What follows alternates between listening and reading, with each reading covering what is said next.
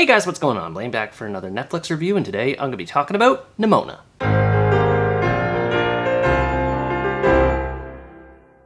Nimona is an American animated film based on the graphic novel of the same name, and tells the story of its titular protagonist Nimona, a shapeshifter who encounters a newly crowned knight named Ballister who is on the run from his kingdom for a crime that he didn't commit. Although the two initially don't mix very well with each other, Ballister realizes that Nimona is the only one who can help him clear his name and prove his innocence. After making an agreement, the two embark on an adventure to solve the mystery behind Ballister's supposed crime, as well as the true story behind Nimona's nature. I wasn't sure if I was going to review this movie or not, because it's been a while since it came out, but I decided to watch it after coming home from my vacation, and man am I ever glad I did. This is one of the best animated movies Netflix has released in recent years, with its unique combination of old and new techniques with both its story and presentation providing one of the most memorable and touching stories of the year so far. Nimona is definitely the heart and soul behind everything great about this movie. Her carefree nature and mischievous with regards to her ability to transform to anything she wants lends a fun spirit and energy to the movie's story,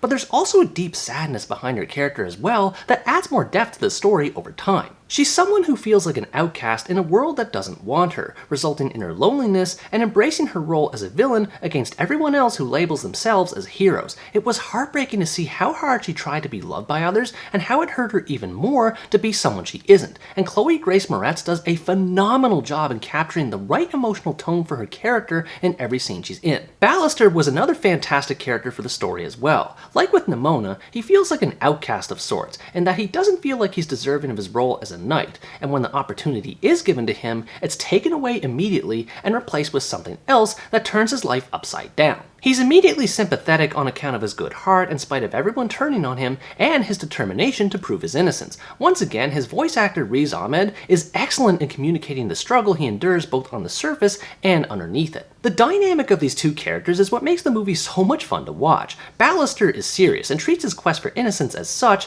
while Nimona is the complete opposite, instead treating it like a game of sorts and taking every chance she can to lighten things up. This frequently results in the two butting heads with each other, and it's always fun to see. While the two don't always see eye to eye, they're able to brush through each other's tough exteriors after spending enough time together. Ballister opens up about the struggle to prove himself and his worth as a knight, while Nimona slowly reveals details of how she came to be who she is as a shapeshifter, and the character development in this regard feels natural. They both harbor different ideas of what constitutes a hero and a villain, and it's interesting to see how their ideals change over time. They lose their rigid definitions that society defined for them, and simply allow themselves to coexist together as friends. They still have their own opinions, of course, and that's what makes them so unique and entertaining together. The story as a whole feels like a breath of fresh air with how it approaches the fantasy genre. It still has a once upon a time narrative with knights and monsters and all that, but everything is updated with a modern coat of paint that makes it feel more fresh. Instead of old brick buildings and tools, the kingdom is abundant with futuristic technology and ways of life. The movie even goes so far as to take the concept of once upon a time and completely turn it on its head later on,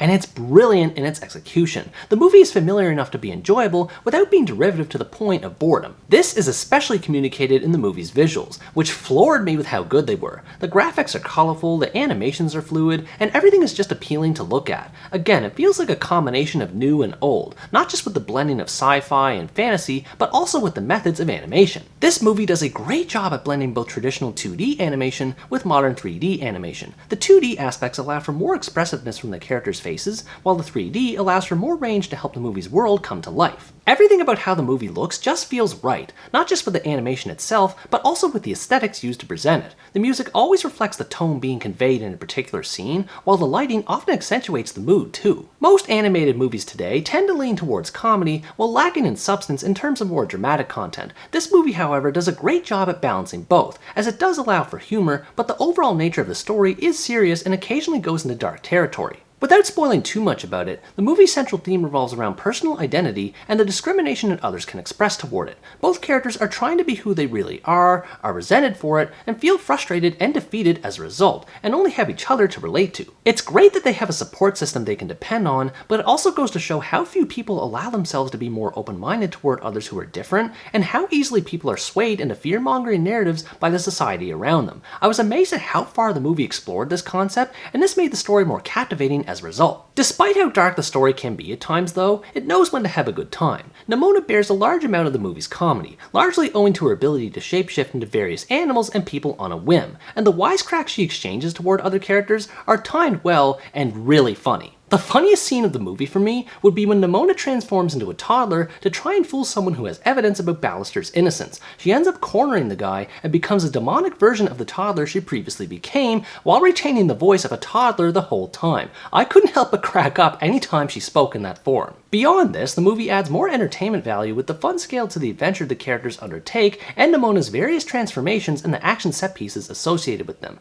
One moment she might be a shark, then the next she's an ostrich, and then an armadillo. Anytime she transforms, there's always some unique characteristic that's taken advantage of. Even when she becomes another human being, she always adds some sort of twist, like the demon baby I mentioned earlier, or an exaggerated caricature of Ballister or someone else. The spontaneity of Nimona's transformations really helped in making the movie more enjoyable in between the story bits. And again, aside from being fun, Nimona's transformations also contribute to the theme of identity, demonstrating how she tries to conform to fit others' views, yet her true self still comes out. The movie always knows when to balance between being comedic and dramatic. Regarding Ballister, there's also an LGBT element to the story that I was pleased with how it was handled. He has a romance with another character named Ambrosius, and I appreciated how it didn't feel forced into the story. In many modern movies these days, it's disappointing to see queer elements and romances being forced in for the sake of diversity without really tying them into the story in a meaningful way. Here, however, the movie is excellent with how it incorporates Ambrosius into the story in a natural way, and he ends up being a great character in his own right. Apart from personal identity, the movie also explores the nature of heroes and villains and how things aren't always black and white.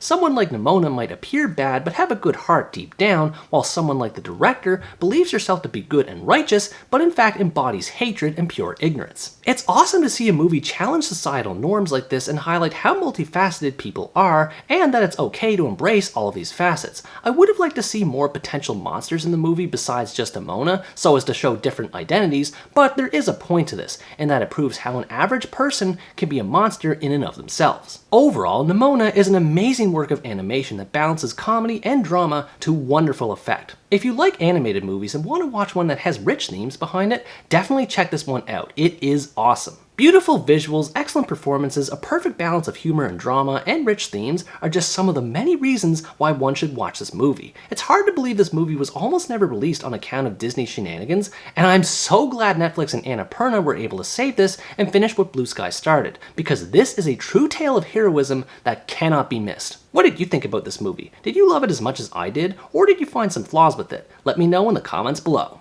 Anyways guys, that's going to wrap up my review of Nimona. Thanks for watching this video, I hope you enjoyed it, and as always stay tuned for the next part, where next time I review the American action comedy, The Outlaws.